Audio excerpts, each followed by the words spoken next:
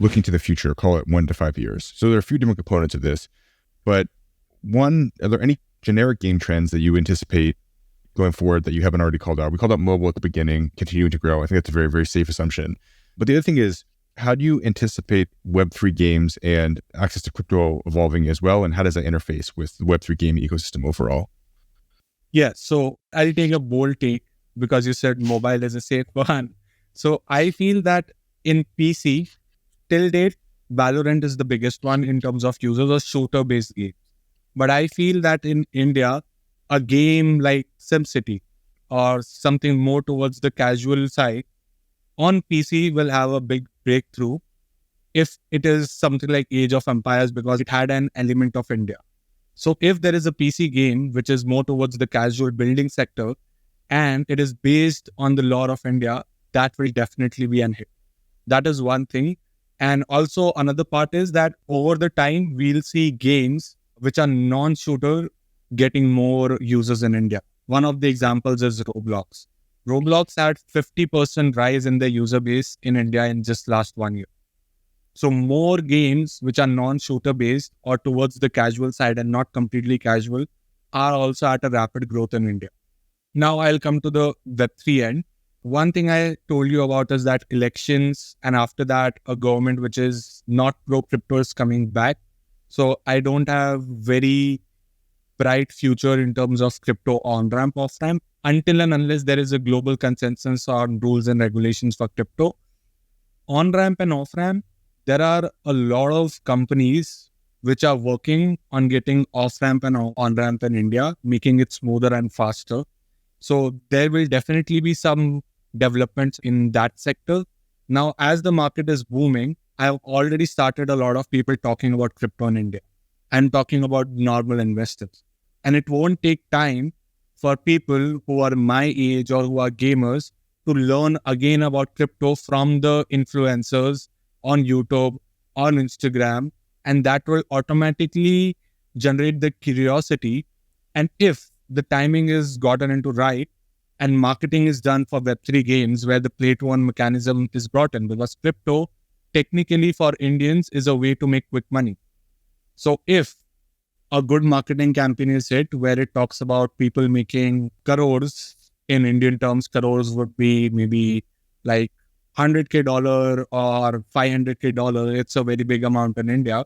So if tournaments around that level are marketed when crypto is at its peak, I'm sure that game can be a well-known game in India because India has a very fast peer-to-peer or word of mouth because the games which are popular were because of the word of mouth. When I was a kid, the topic of the year was Clash of Clans. We used to go to school and we just used to talk about Clash of Clans, and that's how everyone in the class started to play Clash of Clans.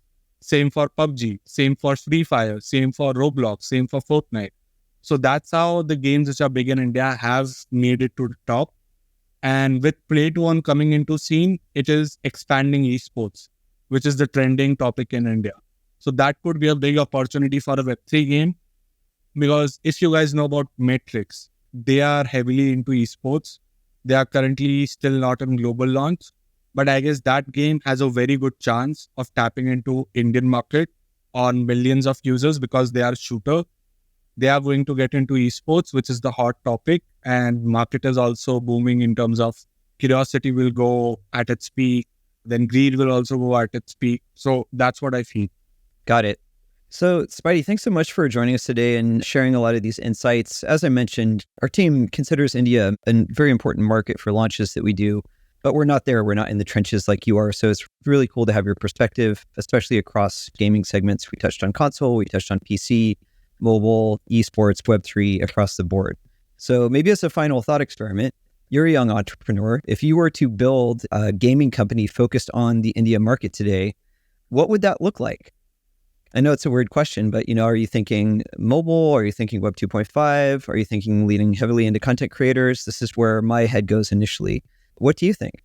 So that's an interesting question. I have never given a thought to it, but some fundamentals would be Indian lore, something related to maybe mythology or history around India. That would be like a major thing around the whole game concept.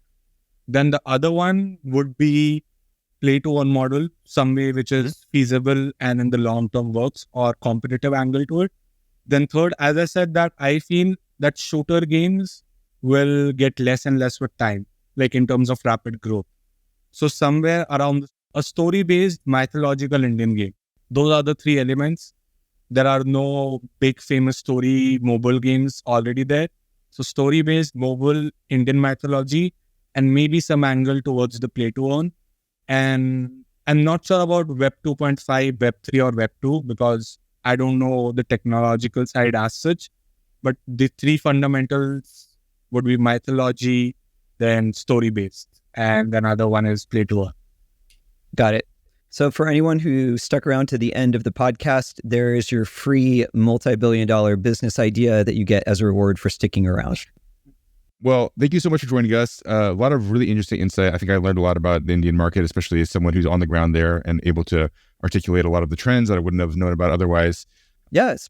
Spidey, thanks so much for joining us. If people want to learn more either about your agency business or about Bharat.dg, what's the best way for them to do so? First of all, thanks for having me.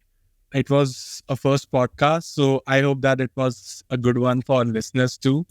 And about contacting me, Twitter or LinkedIn would be the best way to reach out to me. My Twitter is SpideyADV.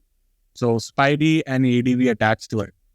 Awesome. Thanks so much. And thank you to our listeners for joining this week. As always, the podcast was brought to you by our team here at Upptic.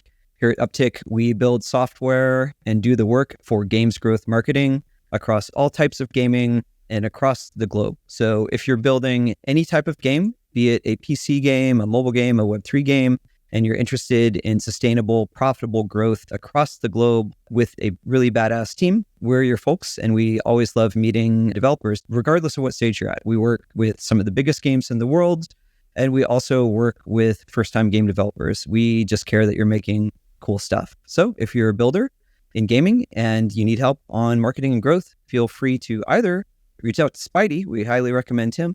Or you can reach out to us here at Upptic through our website. That's upptic.com. That's upptic.com. Talk soon.